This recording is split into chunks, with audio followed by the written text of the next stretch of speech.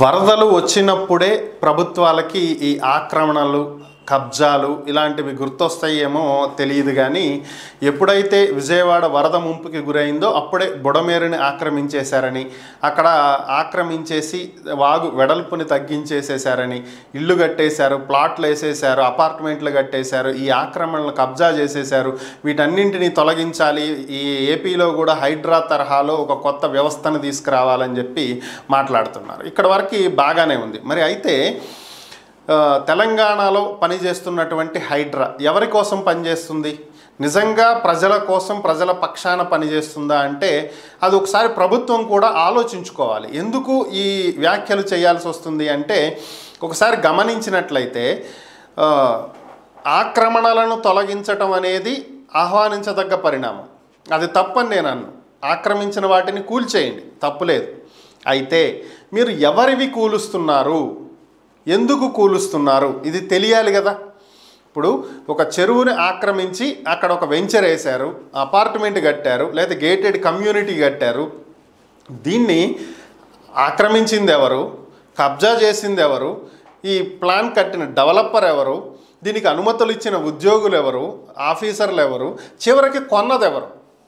So కొన్న వాళ్ళంతా అమాయకులు.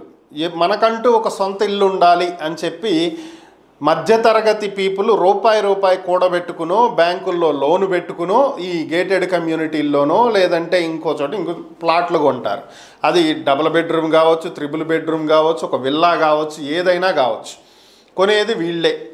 సో ఇప్పుడు సడన్గా ఇది కబ్జా చేసిన స్థలం, దీనికి అనుమతులు లేవు, మేము కూల్చేస్తున్నాము అంటే నష్టపోయేది ఎవరు?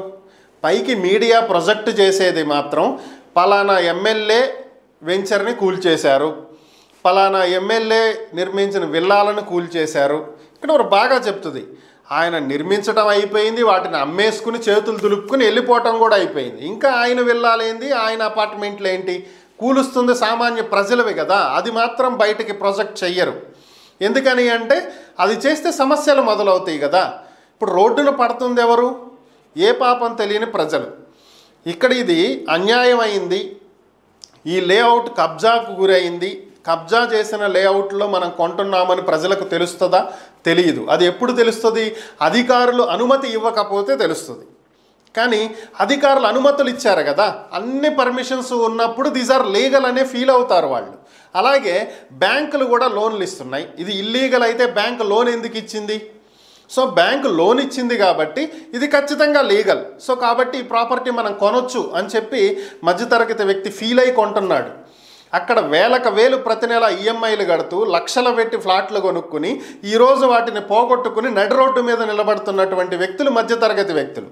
మీరు నిజంగా చర్యలు తీసుకోదలిస్తే వాళ్ళకి ఆల్టర్నేట్ చూపించండి. వాళ్ళు కొన్న రోజుకు 40 లక్షలకు ఒక డబుల్ బెడ్రూమ్ కొని ఉండొచ్చు, ఈరోజు దాని విలువ ఒక 60 లక్షలు అయ్యి ఉండొచ్చు. 60 లక్షలు వాళ్ళకి ఇచ్చేసి కూలగొట్టండి, బాగుంటుంది.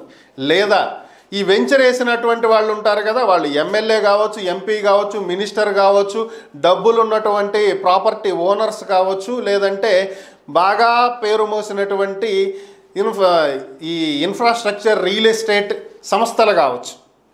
వీళ్ళే కదా ఆక్రమించి కట్టింది అక్కడ. సో వీళ్ళ దగ్గర నుంచి ఆ డబ్బులు వసూలు చేయండి. వీళ్ళకి అనుమతులు ఇచ్చినటువంటి అధికారుల దగ్గర నుంచి డబ్బులు వసూలు చేయండి. వీళ్ళకి లోన్లు ఇచ్చినటువంటి బ్యాంకుల దగ్గర నుంచి డబ్బులు వసూలు చేయండి.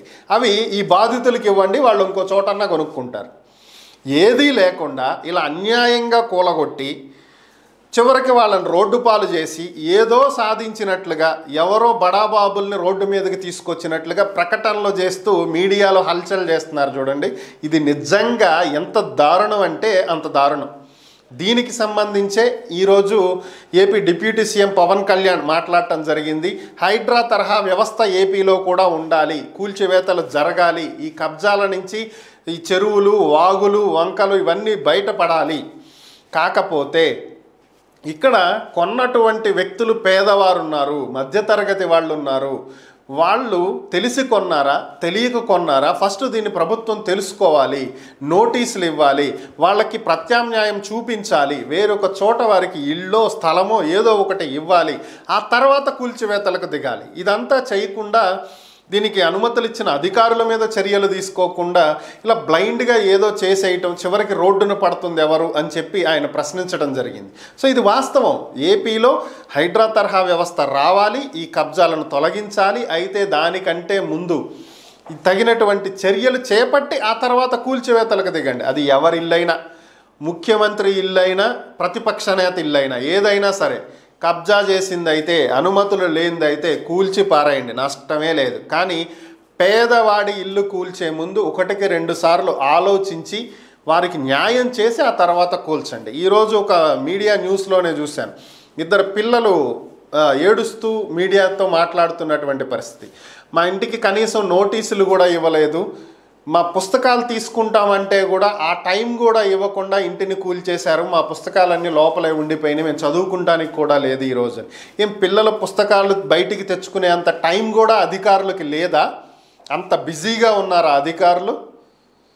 మిగతా వాటికి మీకు టైం వస్తుంది, రాజకీయ నాయకుల దగ్గరికి వెళ్ళి చేతులు కట్టుకుని ఉంచిన అయ్యా ఎస్ అంటానికి వచ్చే టైము చిన్నపిల్లల పుస్తకాలు తెచ్చుకుంటానికి ఇవ్వలేకపోయారా? ఎంత దరిద్రమైన స్టేజ్లో అధికారులు పనిచేస్తున్నారనేది దీన్ని బట్టే అర్థమవుతుంది. సో ఇలా బడాబాబులకి నోటీసులు ఇచ్చి 1 నెల రోజులు టైం ఇస్తామని చెప్పటం, పేదవాళ్ళకి ఎటువంటి నోటీసులు లేకుండా ఇల్లు కూల్చేయటం, ఇలాంటి దరిద్రాలు, దారుణమైనటువంటి పరిస్థితుల నుంచి ఈ సమాజం ఎప్పుడు బయటపడిద్దో చూడాలి.